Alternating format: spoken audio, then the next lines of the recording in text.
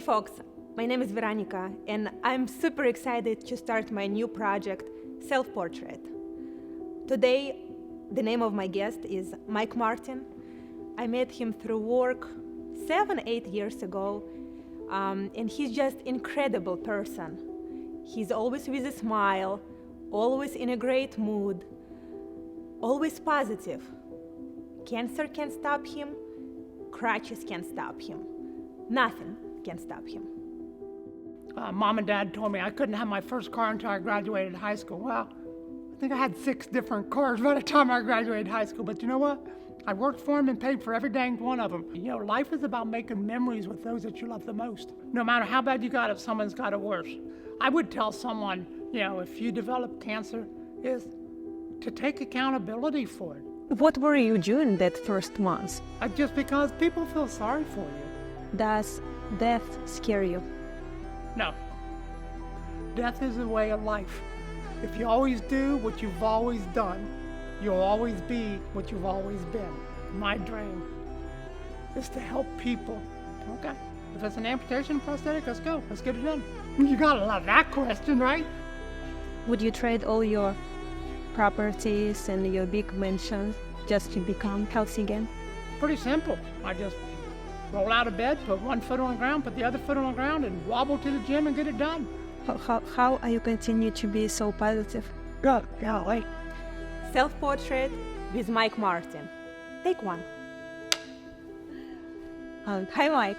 Hi, Veronica. Thank you for doing this and meeting with me today. It's crazy that she asked me to do this. I mean, it's just... Well, I would like to start with thank you so much for doing that for me. Because as I mentioned, I had this idea for a year now in my head, and one day I just decided to text you like, Mike, can you do it for me? Yeah. Is this your first time doing an interview in front of the camera? First time doing something like this. Absolutely. Me too. Mike, I know you've been invited to be an inspirational speaker by different organizations several times. I have. And you never done it. Have not. So what got changed?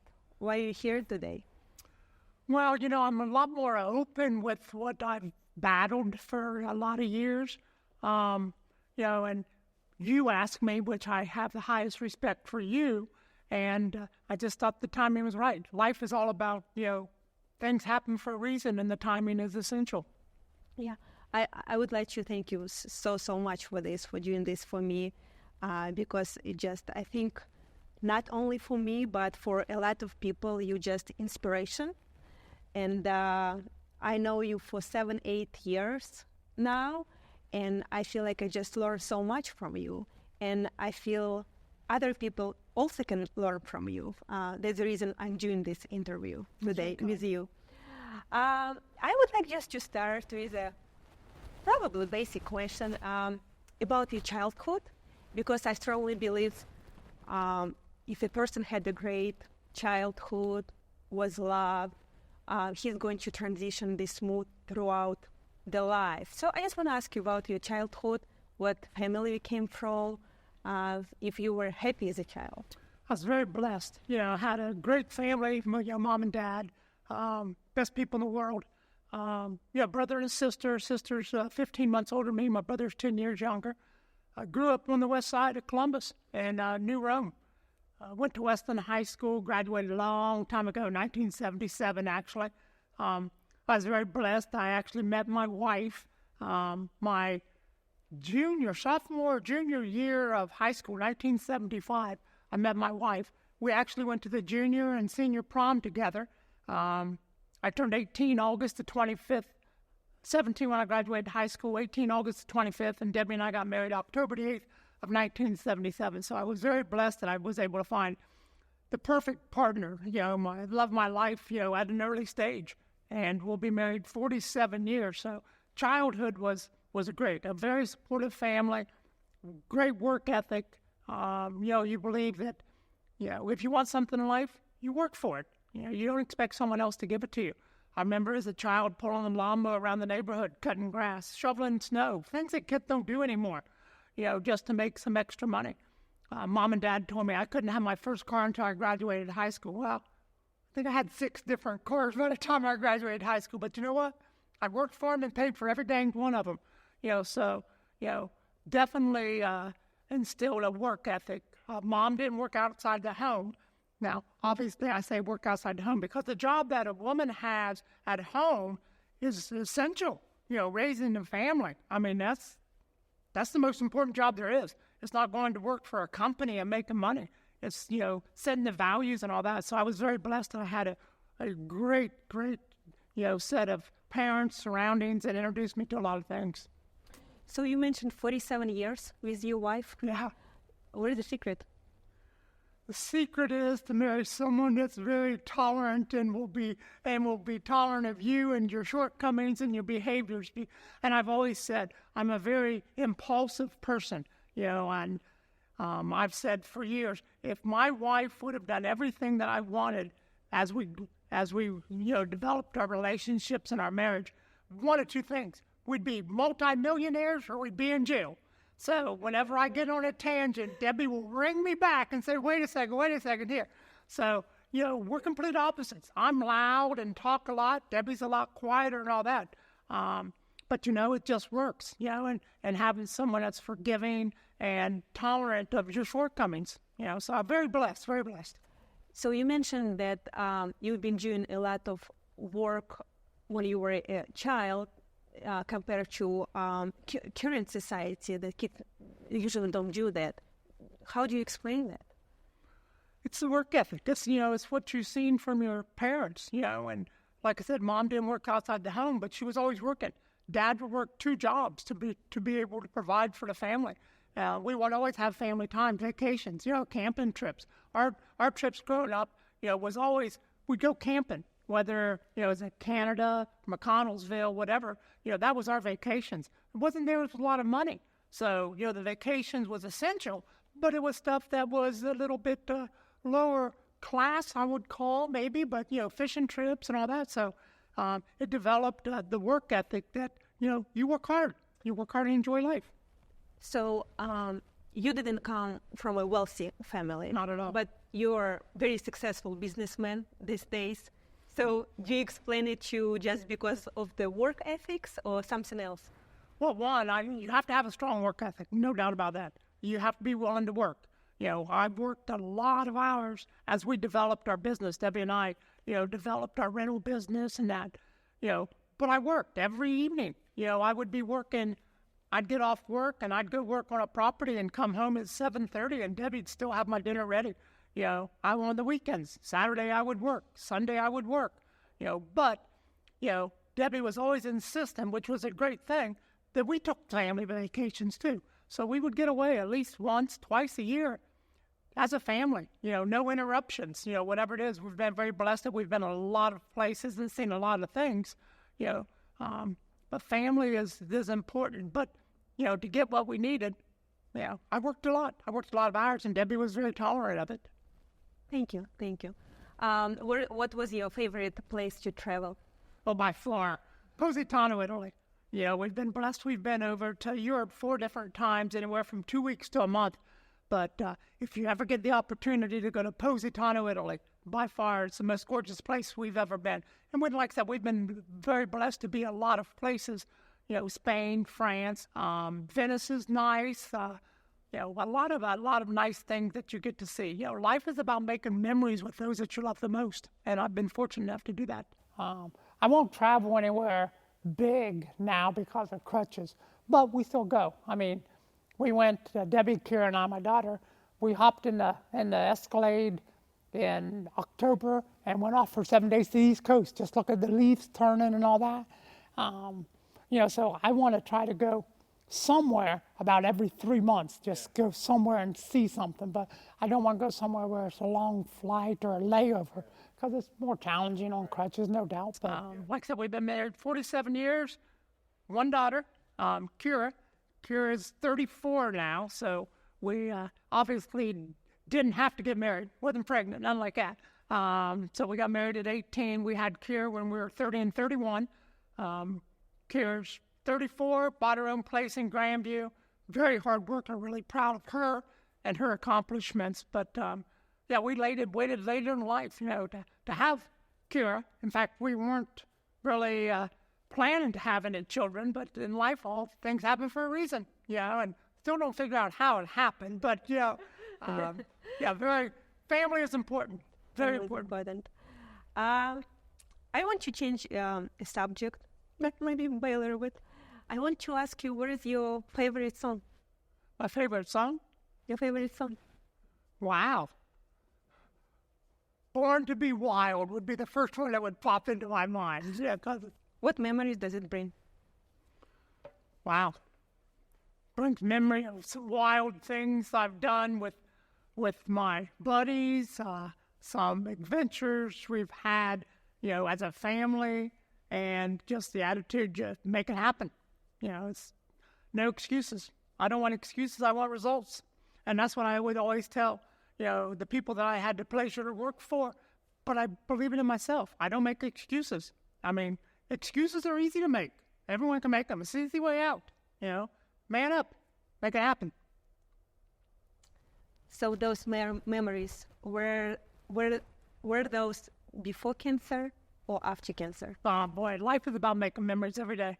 I have so many memories, of growing up with my buddy Mike Johnson and the things that we did, the ornery things that we did that, you don't want to repeat some of them, obviously, but it's part of living. And then memories that you make every day, even since cancer, I was diagnosed, it's been, 13 plus years ago with that.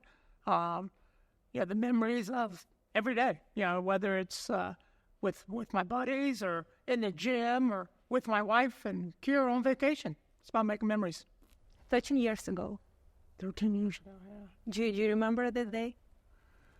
Yeah, I mean, I remember going in, I was actually playing racquetball. I'm very, very avid into sports. I was into competitive weightlifting and bodybuilding when I was younger. But my buddy and I, Chuck Williams and I, was playing racquetball. We would play racquetball, very competitive. Oh my gosh, I mean, we were so competitive. But I was getting winded, much easier. And he's like, you need to go see the doctor. And of course, I'm thinking, yeah. So eventually he talked me into seeing the doctor. He set me up with his doctor. Went and seen the doctor. They went through a bunch of tests and eventually he called me in and, it was processed probably a couple of months of testing and all that stuff, and said, hey, Dr. Cocamelli wants to see you. When can you get here? I said, when you want to see me? He said, can you come today? I'm like, okay, today? All right. So when he seen me, he said, hey, I think I've seen that I've got the problem. Don't know if it's past my pay grade, but you've got some form of cancer going on. I said, okay, what we do? So he set me up with a doctor. I went and visited that doctor, talked to him a little bit.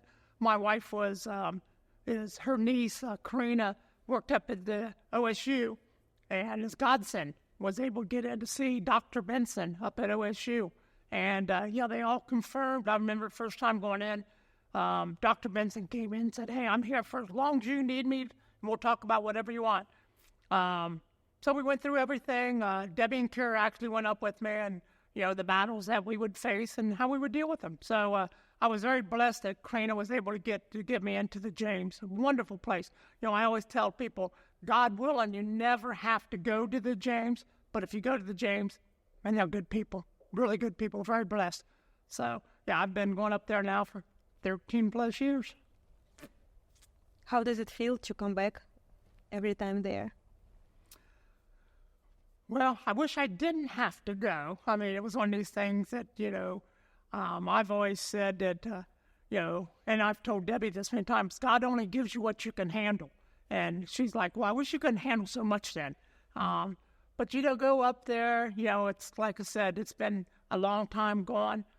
It's not something you like doing, but it's part of what you have to do. It's part of my life now. So every time's a different experience. And typically, I know what they're going to say when I go up there. So, and what do they usually say?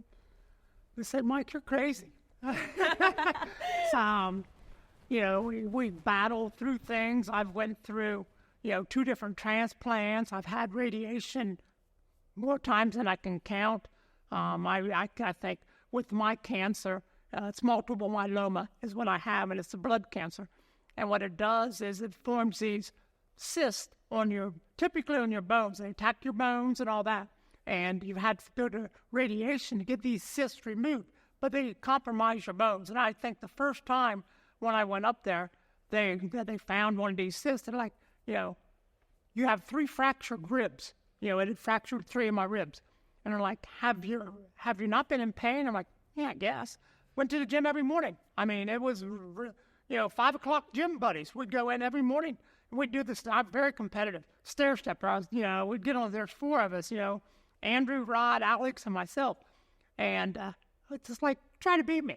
The young kid. Couldn't beat the old man, So I was very competitive, even on cardio with my buddies. But the doctor said, you've been going to the gym every morning. I said, yep, 6 days a week. Like, you have 3 fractured ribs. I'm like, okay.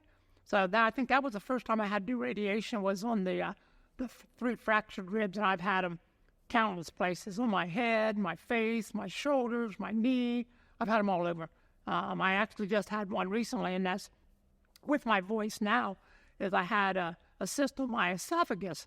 Well, they originally thought it was esophageal cancer, but ended up not being. So it was a godsend. That wasn't esophageal cancer. So, round of chemo, radiation, and waiting for my voice. I was actually, just the other day, I got to go see a specialist now, but my vocal cord is paralyzed. And now they probably some kind of a operation to unparalyze it so I can talk normal again. But all challenges, How are you continue to be so positive? Oh, golly. How can you not be? I mean, it's easy to dwell and complain about, the things that you've been given, but man up. I mean, just, accept it, deal with it. I've always believed you have to take accountability for yourself, So no matter how bad you got it, someone's got it worse. One of, Ciera's best friend and our second daughter, Veronica, and her husband, Brett, been in the hospital since August, and just look, young man, and, so no matter how bad you have it, someone's got it worse. So, accept what you've been given and do something about it. Don't dwell on the negative. Look at the positives. Hey, I'm still here and I'm still kicking and enjoying life.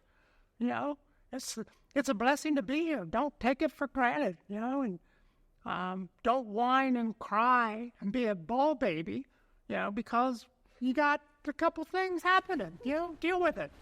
I mean, I've, unfortunately, in the last probably 13 years since I was diagnosed with multiple myeloma, the things that's happened, I mean, of all things, I contracted West Nile virus. So, I didn't go anywhere in Ohio, and I was having problems with my right eye.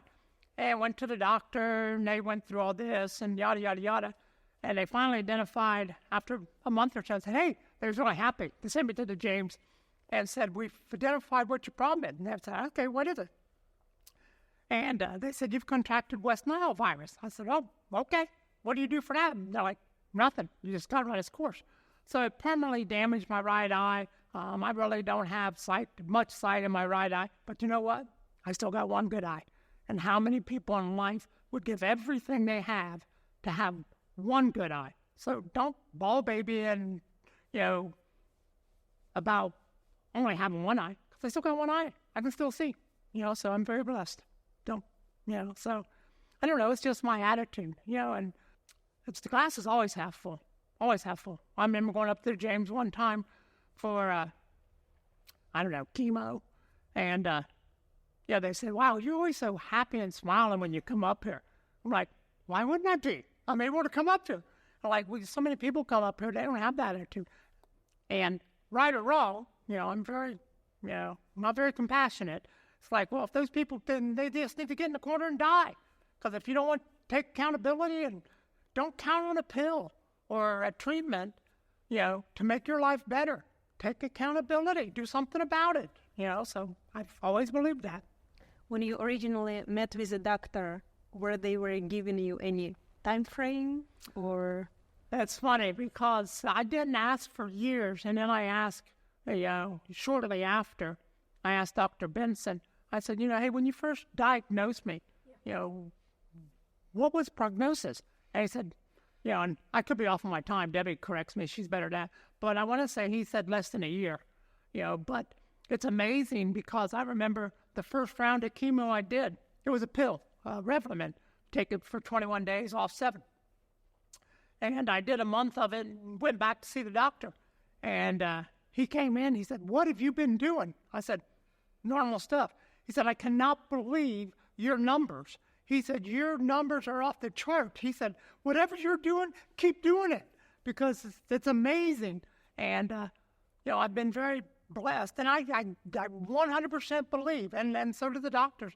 It's all about attitude, and taking accountability, So, my numbers have went up and down, but, I'm still here. I'm still here. What were you doing that first month? You were just like, "Oh, okay, I go," because a lot of people where they hear they have this disease, cancer, they probably think that's the end of their life. So, I mean, I'm just trying to understand your brain process. You're just like, "Okay, I got the cancer, so I just need to go to the doctor," or I don't take it serious, I guess. I just take it as an obstacle and I need to overcome it. So I don't let it consume me, and, I've been through a lot of challenges and a lot of, frustrations, but it can't consume me. It won't win. I mean, you just have to continue to battle and not make it a priority. Make life a priority. Make, time with your family, time at work, enjoying those things. Make that a priority. Let that consume your brain. Not the fact that you've been given a disease. Don't let that consume you. I've never let it consume me, and I never will. So your life did not change before or after cancer? No, I don't believe in that. I mean, I know after I was diagnosed, probably the things that we did a little bit more, traveling, the things that we hadn't done. We love to travel, and we'd been on many, many cruises and many different places. But I think since I was diagnosed with cancer, we went over to Europe 4 different times, because Europe was one of the places we wanted to go. And once we went there the first time, I was like, wow, this is amazing. And we would go, like I said, one year we went for a month. Debbie Caroline went for a month over to Europe. I was able to get around and just like nothing ever happened. I never, whether I was fatigued or tired, it wouldn't win. I'm tired. Okay, get over it. Let's go. So your life did not change. You continued working full-time. Yep. You continued socializing, traveling, working on your rental properties, Yep. Saturdays, Sundays, Yep. doing all the job that probably all other people would not do it. So, are you a monster? How do you keep yourself motivated? What motivates you?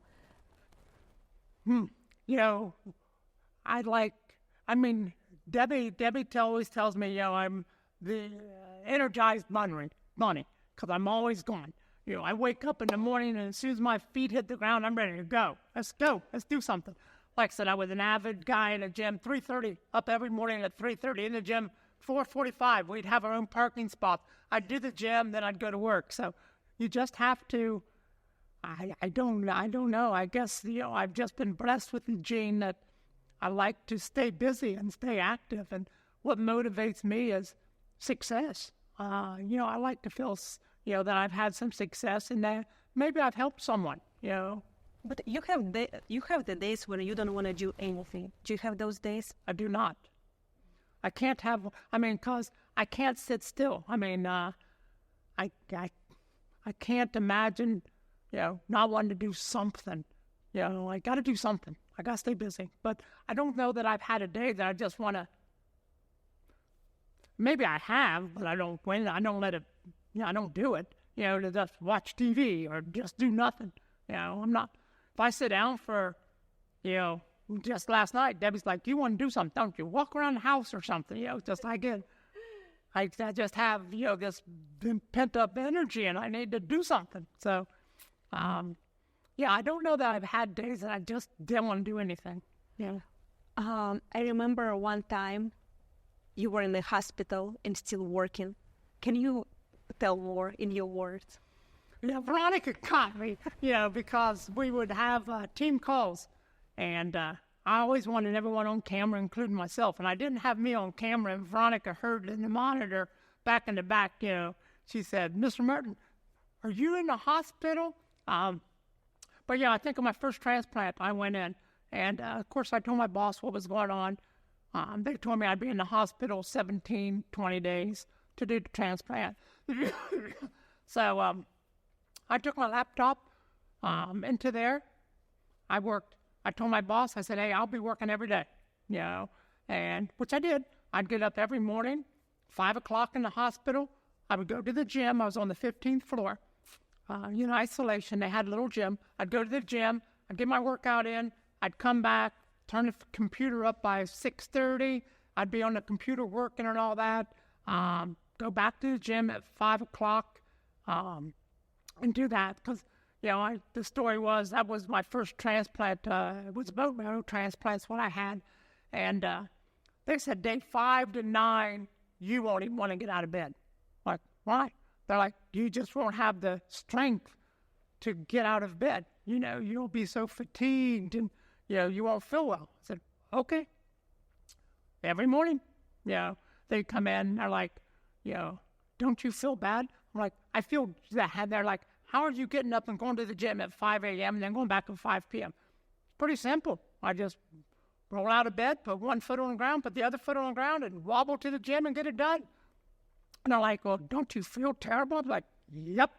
Don't you fatigued and don't have the energy? Yep. It's easy to make an excuse. They said I wasn't going to be able to do it. Hell yeah, I can do it.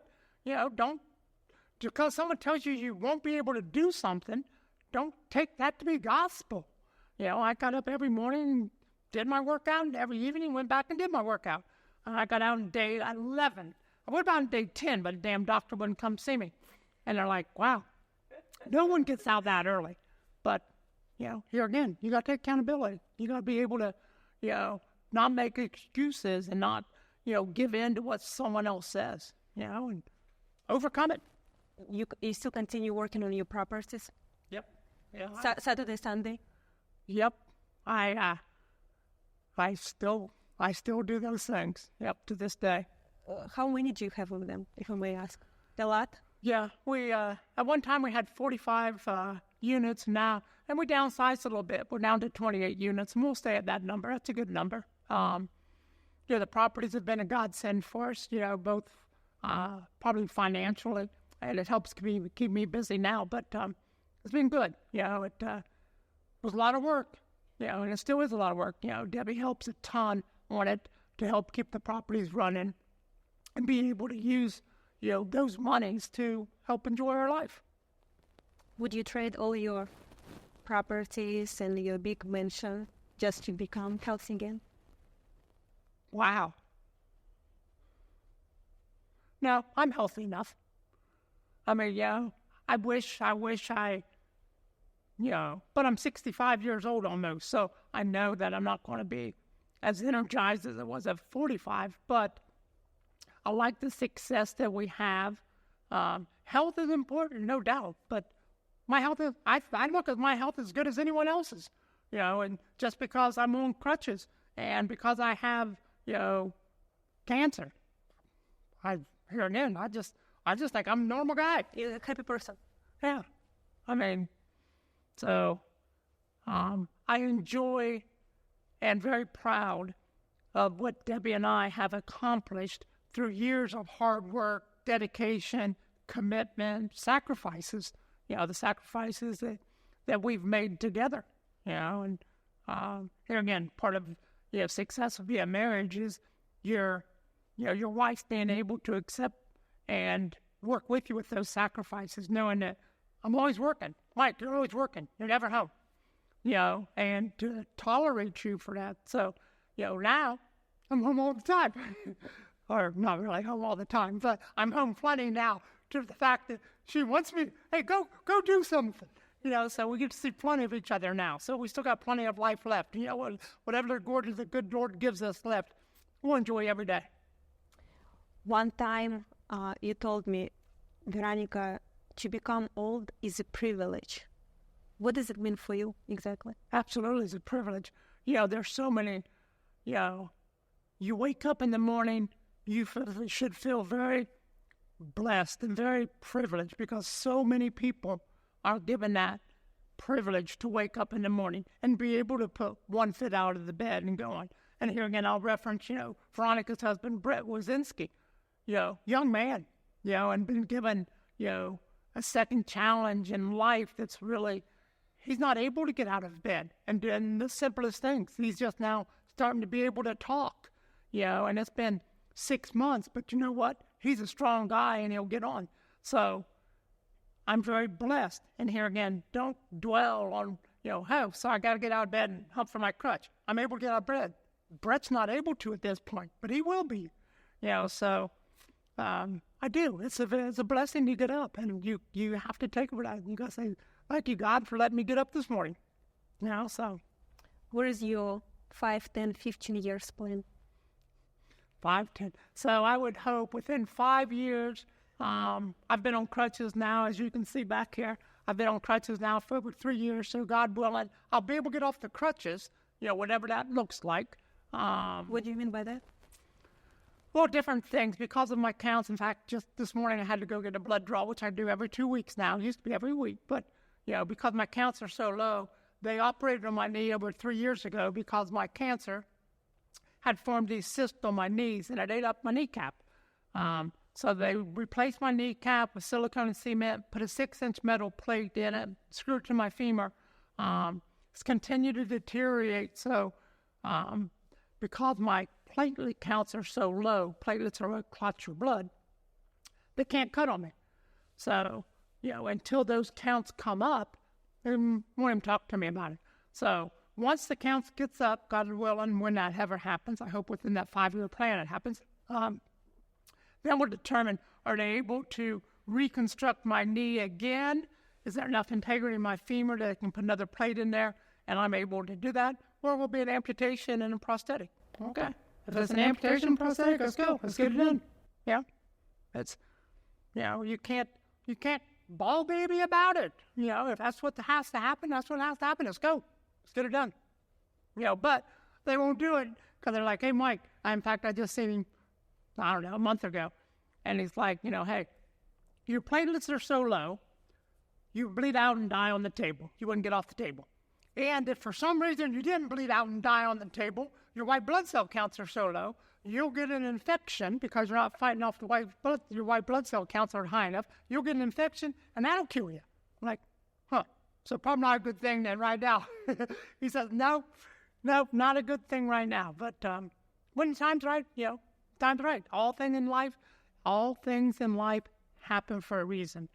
I've always said that, and I've always have, stories and scenarios. I remember, I worked for a company called Conway. And, I was very fortunate. I retired when I was 44. Did my own thing about 3 years. One of my customers actually, called me and said, hey, Conway was in here today, and they was looking for someone. I told him to call you. I'm like, hey, Fred, why do I want to do that? So you need to get back to work. All again, timing. So I interviewed there. Timing was right. I went back to work, worked at Conway. I was a salesman, a sales guy there, account executive.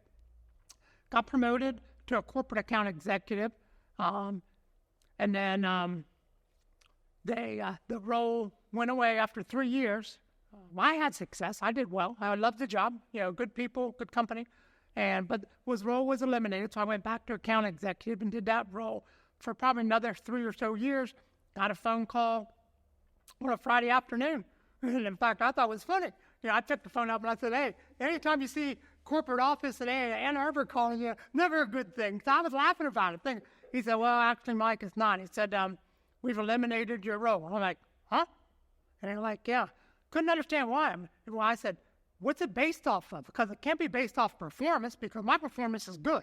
I led the company. I had a bunch of success. I was very blessed. And he said, I don't know why, but I said, okay, what do you need me to do? He said, take your car and stuff back to the office. We'll have a packet there for you, yada, yada, yada. I said, okay. So I took the car back to the office, and terminal manager there, Dave Baldwin, actually a buddy of mine now, just shaking his head. He says, what the hell are they thinking? I said, I don't know, Dave. Don't understand it at all. And he said, well, here's this pack I'm supposed to give you. He said, let me give you a ride home. So he gave me a ride home. Debbie wasn't home when I got home.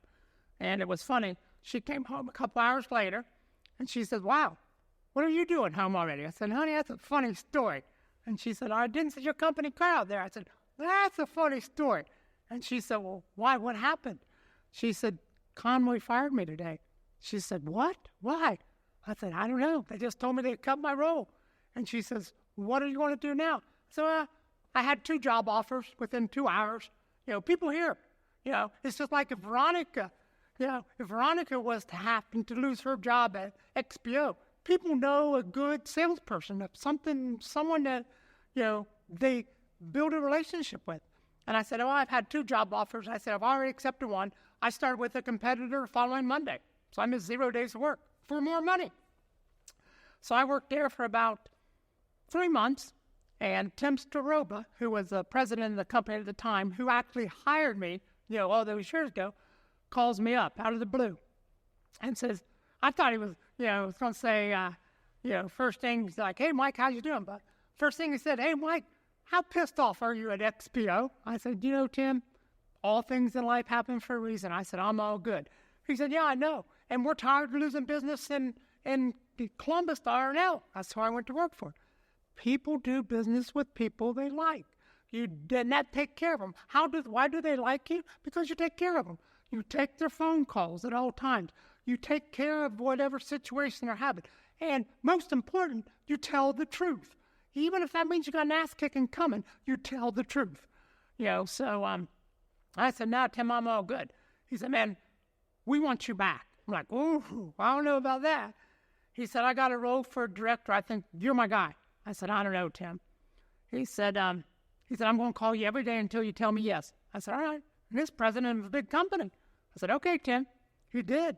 Every day for 2 weeks. I made him call me for 2 weeks. And finally I said, all right, Tim, I'll talk to you guys. And the question he asked me then, which is probably one that everyone likes to hear, is, how much is it going to cost to get you back? You got to love that question, right? I gave him a number. That's a big number. That was worth it. He's like, I'll make it happen. So I was very, here again, all things in life happen for a reason. So I went back into XPO as director of sales. Was very blessed. I got to work for a big, a lot of different people I got to work for and with as my territory continued to change. But I was always a firm believer. I worked for those people. They didn't work for me. My success was based off of them.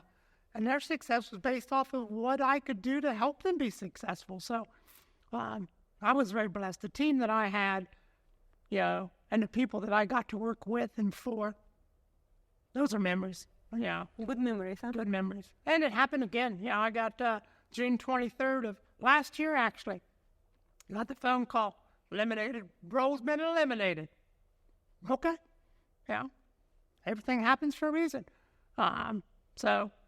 it doesn't stop you. No. And I wasn't ready to retire, but I'll call myself retired now. But I still stay busy. I do miss the people more than anything. I got to work with so many good people, and I miss that. I miss the people. Somewhat I miss the structure because I'm a structured person. I like to wake up every morning with an agenda of what I'm going to do. I don't like to wake up without something to do. I got to have an agenda. What am I going to do? What am I going to do? So now it's keeping busy, keeping the agenda. But I've been very fortunate. I've been able to do that. And I've always said, if something in life bothers you, you have 2 choices.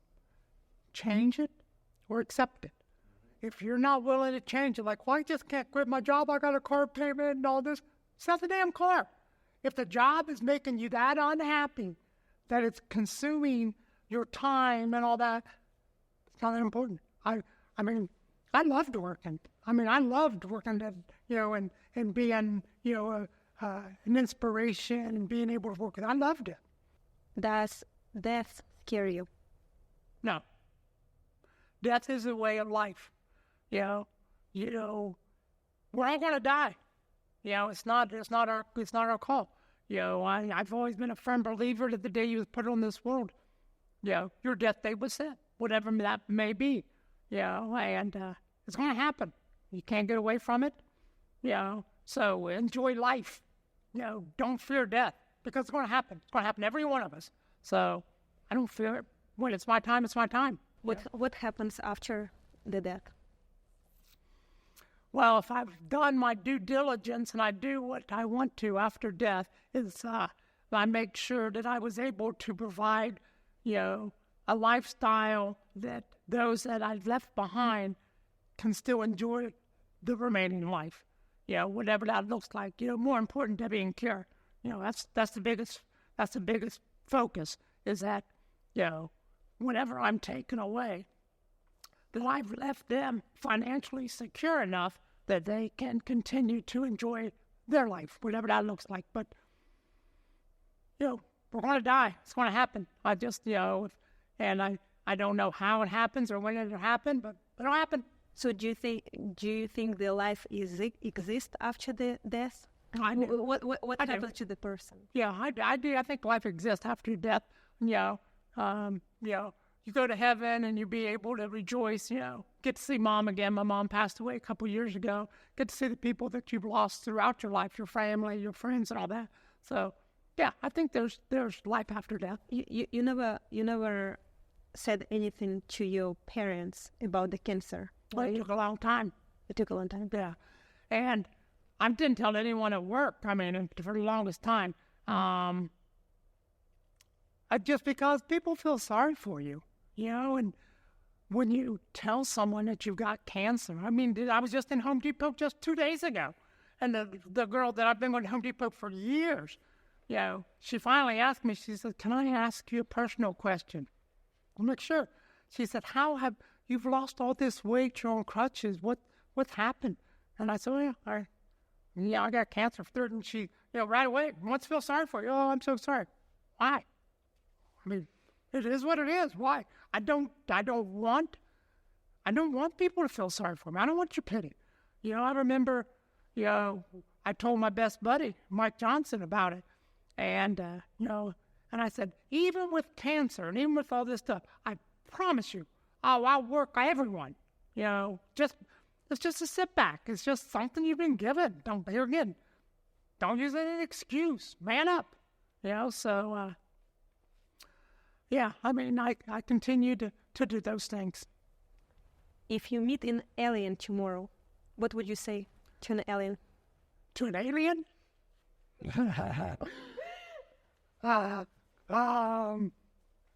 I don't know. To an alien. What are you doing? What do you do? Why am I meeting Do you believe in them? Yeah. Do I don't know. I've never really given any thought. I mean, I don't know. I don't know what I'd say to an alien. Yeah. Were you going to be surprised to see them? To meet them? I would be. Yeah. I definitely would be, yeah. If you meet a person who is going to be diagnosed with a cancer tomorrow, what are you going to tell to them? If I was to, and it's funny, because one of the guys that I knew, I thought was a friend that did a lot of work for us, he developed cancer and he's just ghosted me since. And I found out about it afterwards. And I would tell someone, if you develop cancer, is to take accountability for it. Don't take it as a negative. It's not good, but it's not bad either. Don't let it consume you. Enjoy each and every day and take accountability to help yourself. I'll probably have cancer the rest of my life, but that doesn't mean it's going to consume my life. It ain't going to happen.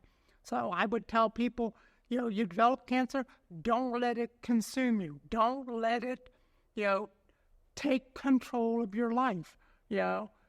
Overcome, the challenges, overcome the pain, overcome, the sicknesses. Yeah, have I had pain? I got pain every day. It don't go away. Have I been sick and puking at all times of night? I sure have. But don't let it consume you. Go on. So I would tell someone, don't let it consume you and take accountability to make yourself better. And that's what I've done. What is your favorite quote?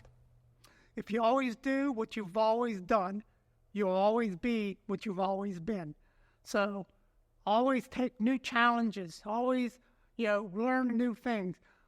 If as adults, as a child, I remember coming home from working all day and Ciera had learned how to walk or say a word or learn something. So it seems like, as an infant and as a child, you're learning every day, you're learning something. As adults, if we would learn something every day, something new, it makes you more, knowledgeable and more, I think, happier. So if you always do what you've always done, you always be what you've always been. I always want to be better. I want to be better today than I was yesterday. And how do I do that? I have to find out. Maybe it's learning something. Maybe it's listening to someone. It comes in many different facets. And, just learning something. It could be a language. It could be a skill set. I love doing, working on the properties. It could be learning how to do something new at a property. Something new. Just learn something new. I have a little gift for you. Oh, no. Veronica always has gifts for me. I still have the blanket. She bought me a blanket to the hospital, my first transplant. And they had to send it up to the room. And that's a blanket that's almost every night, and it talks about being strong and having the right attitude and, success. And, I still have that. But Veronica's been so kind to me. And this quote just reminds me about you. And there are always flowers for those who want to see them. Amen. Yeah, Harry Mudd says so. Yep, That's absolutely. for you, Mr. Martin. Yep, there are always flowers for who's want to see them. Yep, and that's true. It's perspective. Have the right perspective. Here again, don't dwell on the negatives. Look at the positives. Life is a blessing. Every day we have is a blessing. What do you think about this interview? It's very flattering, very humbling. It's like I'm no one special. I look at myself as just being the average Joe. There's nothing special or unique about me. I like to work. Hopefully I like to feel like I've brought some good to some people, maybe brought a different perspective. I loved being a director because I thought that I was able to help, develop the team that I got to work for. I worked for them.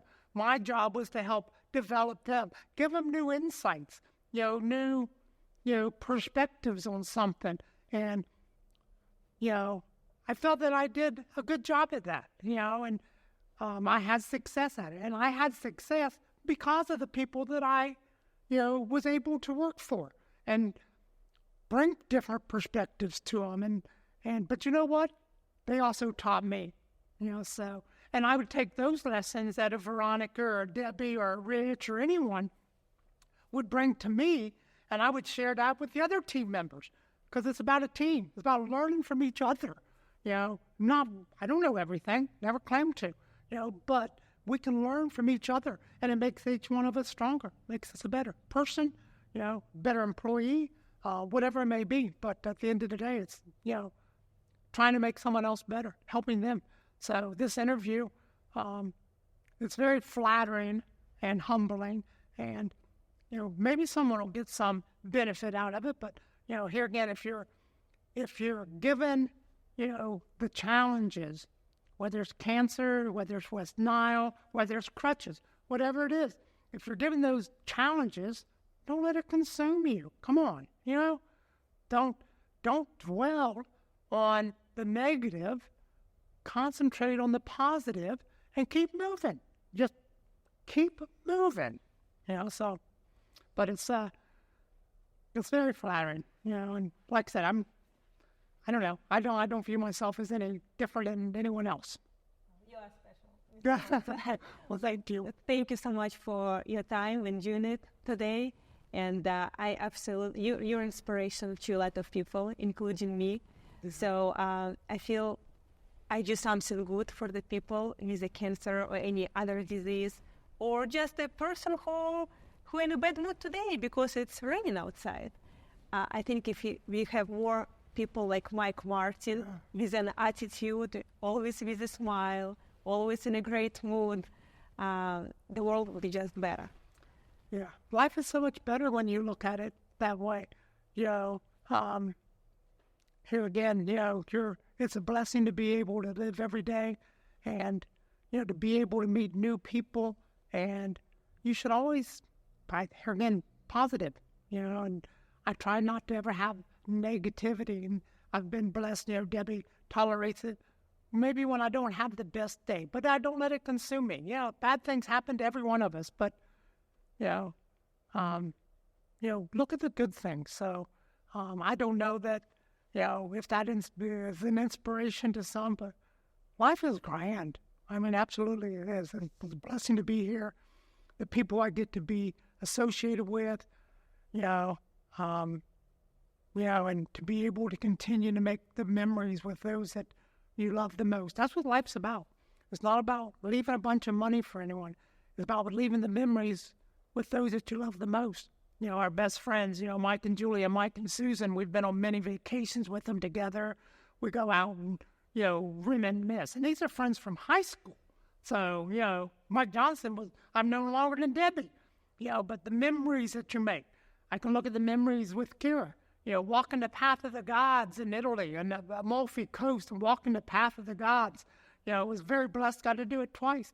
Ciera and I did it 1 year together, and Ciera and Veronica and I did it 1 year. So Ciera's 34 years old, and you know what? She still vacations with Mom and Dad. We still talk to her every night, and and she's become a very successful, proud, very proud of her work ethic, and what she's accomplished. Because I remember my buddies always telling me when Ciera was growing up, like, Mike, there's no man that's ever going to be able to provide Ciera the things that you are.